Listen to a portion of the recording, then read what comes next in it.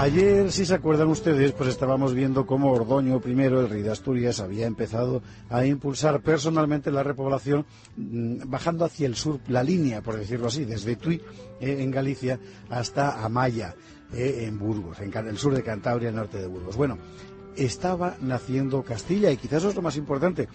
Castilla nace como un pequeño rincón de aventureros entre la promesa de una vida mejor, por un lado, y la amenaza permanente del enemigo musulmán. A partir del núcleo inicial de las Bardulias, que es más o menos el noroeste de Burgos hoy en día, la tierra castellana empieza a extenderse a fuerza de espada y de arado. El primer jefe político y militar del nuevo territorio fue un pariente muy próximo, tal vez un hermano, del rey Ordoño, el conde Rodrigo de Castilla. Con él, en una vida que conoció tantas glorias como sinsabores, surgieron para la historia Castilla y los castellanos.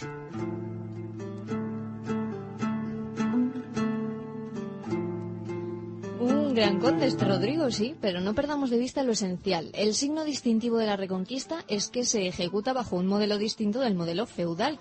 Ese es el rasgo singular del medievo español, lo que lo diferencia del resto de Europa, y por eso es preciso insistir en ello. Y es que en la España de la primera Reconquista, el noble solo es dueño de sus propias tierras, no de la demarcación sobre la que ejerce su autoridad. No hay identificación entre el espacio del poder y el espacio de la propiedad nobiliaria. Rodrigo de esa manera es conde de Castilla, pero no es señor de Castilla.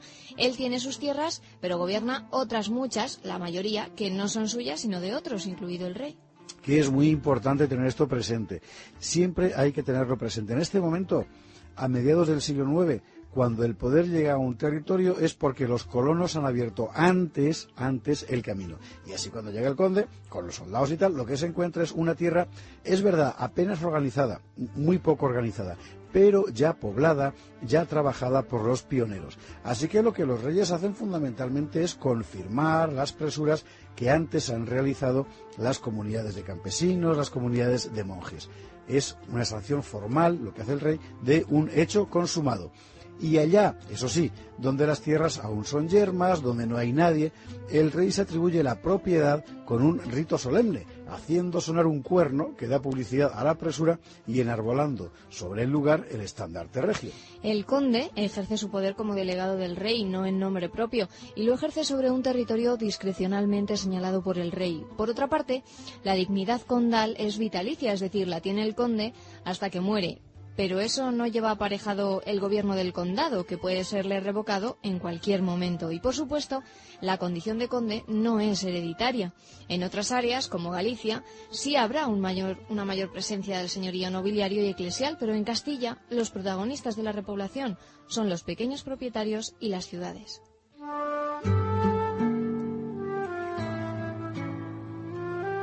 Claro, entonces, ¿y para qué servía un conde entonces? Bueno, no, pues servía para muchísimas cosas, porque en su demarcación, y mientras ejercía el poder que se le había concedido, el conde era la única autoridad política, administrativa, fiscal, judicial y militar. O sea, el conde dirige la repoblación, encabeza las huestes armadas en caso de guerra, dicta las reglas que ordenan la vida económica y jurídica de la gente, designa por su cuenta, como él quiera, a los funcionarios subalternos que le asisten en el gobierno, recauda los impuestos para el rey y él se queda una parte, por derecho, porque era su derecho, cobra las costas de los litigios, preside el tribunal del condado, en fin. Vemos que dentro de las funciones del conde se da gran importancia a los asuntos judiciales. Eso es precisamente por aquel protagonismo de los campesinos libres que antes mencionábamos. ¿Y por qué los colonos eran más libres en Castilla que en otros lugares?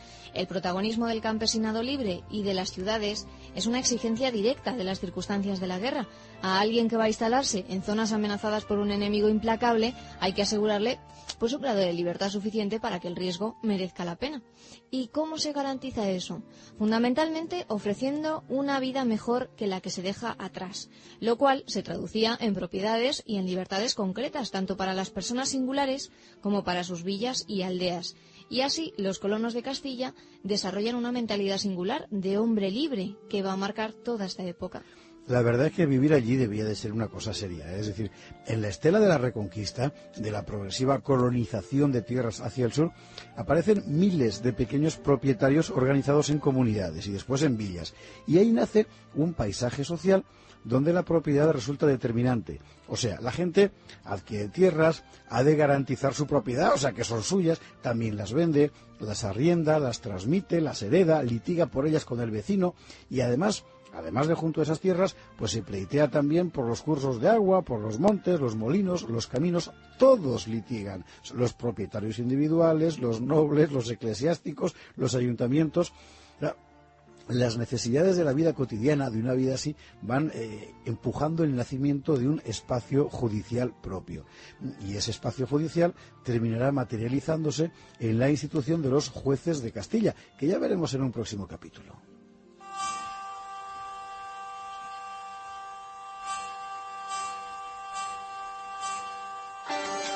Hablábamos de riesgos. El peligro desde luego existía. El territorio controlado políticamente por el emir de Córdoba no llegaba tan al norte, se mantenía en el sistema central, pero más allá del Duero seguía habiendo puestos avanzados musulmanes que actuaban como vigías contra los cristianos. Fueron esos puestos los que alertaron de la repoblación de León en tiempos de Ramiro, por ejemplo.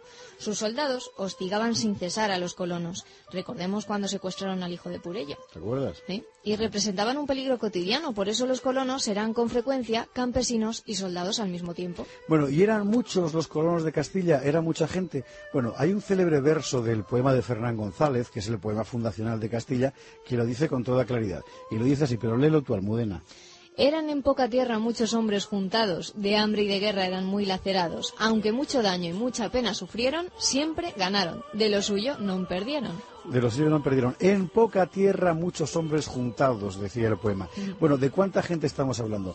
No lo sabemos porque evidentemente no tenemos cifras censales, porque no se las hacían. Pero los arqueólogos han encontrado en el sur de Cantabria y de Vizcaya cosas asombrosas, como restos de cabañas y vestigios de cultivos en zonas de montaña completamente inaptas para la agricultura. Es milagroso que alguien pudiera sembrar hortalizas allí. Esto significa que la franja cantábrica estaba ya superpoblada, hasta el punto de llevar a la gente a tratar de sacar rendimiento de unas tierras imposibles. Y por tanto, no nos puede extrañar que en cuanto se les presentó la oportunidad de lanzarse hacia el sur, aquella gente la cogiera al vuelo. Para cántabros y vascones, que este es el contingente del que nacen los primeros castellanos. Asomarse a las tierras del sur debió de ser una experiencia impresionante. Atrás quedaban los estrechos valles, las gargantas encajonadas entre montañas. Ante sus ojos se extendían, primero, los valles anchos y suaves de Mena, Losa y Tobalina, y después las grandes llanuras de la meseta. Había tierra para todos, más aún, había más tierra de la que necesitaban y así la Castilla naciente no solo acogió a los foramontanos del norte, sino también a los mozárabes que, huyendo de las persecuciones, empezaron a afluir hacia el norte en número cada vez mayor para buscar refugio en tierra cristiana. Los mozárabes, es decir, los cristianos que vivían en Al-Ándalus. Bueno, la aportación mozárabe es difícil de cuantificar, pero debió de ser bastante numerosa, sobre todo en áreas como León. Por ejemplo, consta que en la repoblación del sur de León y hasta Zamora hubo abundante presencia de cristianos que venían huyendo de las persecuciones del emirato. Estos mozárabes aprovechaban las expediciones de saqueo cristianas para viajar con ellos, con las huestes guerreras, hacia el norte, o utilizaban los viejos caminos romanos para lanzarse a la aventura, y con ellos los mozárabes traían formas de vida y de cultura que iban a dejar su huella en las tierras repobladas, y así contribuyeron a definir la personalidad de esta nueva España que estaban haciendo.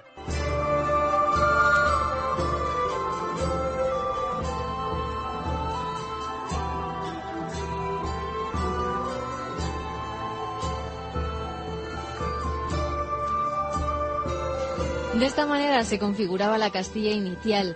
Córdoba, por supuesto, verá con claridad el peligro. La tierra desierta del Duero empezaba a convertirse en un espacio organizado que amenazaba la hegemonía del emirato. La proyección cristiana hacia el sur parecía imparable, y dispuesto a sacar el máximo partido de sus victorias, el rey Ordoño se lanzó a una serie de expediciones que hoy llamaríamos preventivas, ¿verdad?, con el objetivo de situar aún más al sur el frente de guerra. Venían días de triunfo, pero también iban a venir severas derrotas. Pero eso lo veremos mañana.